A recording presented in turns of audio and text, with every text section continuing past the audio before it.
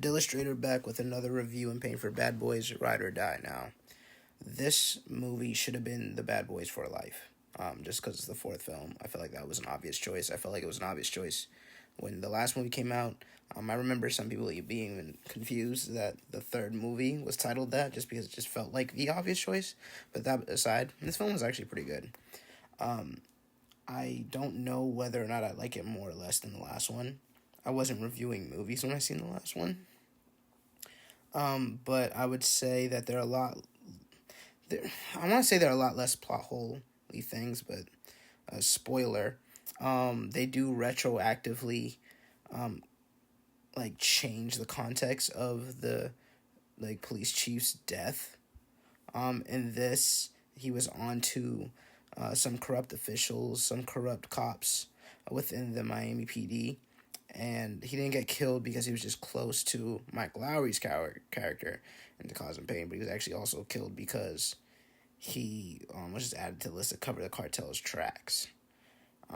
That being said, that's the context of the film. They utilize Mike Lowry's son character, Armando, that was introduced in the last film pretty well.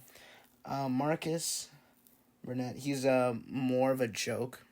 He increasingly in these films, he's just been more and more of a joke.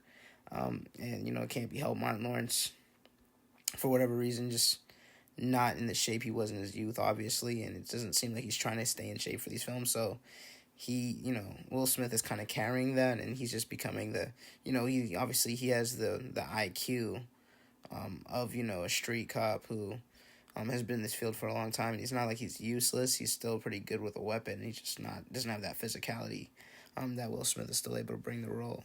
And now having someone like Armando and also the younger people they introduced in the last film, it seems like they're kind of taking on the brunt of that, and because of that, Martin Lawrence's character, Marcus, he is just kind of left being the butt of jokes. Him being his declining health, his newfound spirituality because of something, something that happens to him in this film.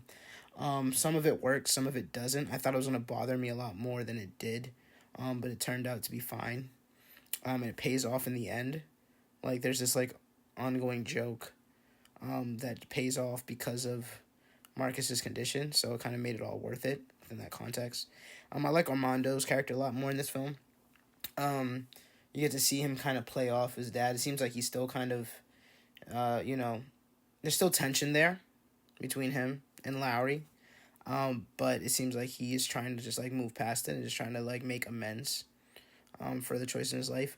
That could seem kind of cliche, could seem kind of cheap considering we didn't get a lot of time for there to be this development, but this is an action comedy. We kind of seen the route it was going. I guess it kind of works to not kind of drag it out. By the end of the film, it's still hard to see whether or not Armando has a continued role in these films. He could come back as a help. Like I mentioned before, there are those younger cops that were introduced, the new members of the team, the new bad boys, or the new additions to the bad boys from the last film. One of them is missing, one of the actors, but Vanessa Hudgens is back, and the other actor whose name I forget, as well as other, I think her name is Rita, the cop that, has been around for these films. She's still involved. The villain is strong. It's kind of, he's kind of a mastermind. It's kind of hard to believe how in control, how much of a mastermind he is. But, you kind of just do the hand wavy thing. Yeah, he can predict everything. He knows everything. There's a mole, whatever. And it works. The films are dealt with in this... Sorry, not the film. The villains are dealt with in a satisfying way. The action's good. One character, spoiler, Reggie gets an action scene in this.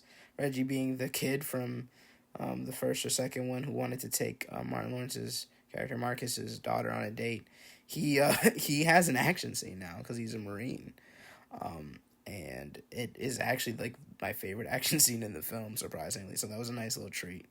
And they, there's another moment with him at the very end of the film. Overall, it was pretty good. I'd give it a solid 7. Maybe, yeah. I think 7 is perfect where it sits. It's not a perfect film. There are things that are corny, but there are a lot of jokes that do land. The action's there, satisfying storytelling. And yeah, that would conclude my thoughts on this film. Do I think that there will be more Bad Boys? Probably. If this turns out to make some money. Does there need to be? Not really, but I wouldn't mind. Yeah.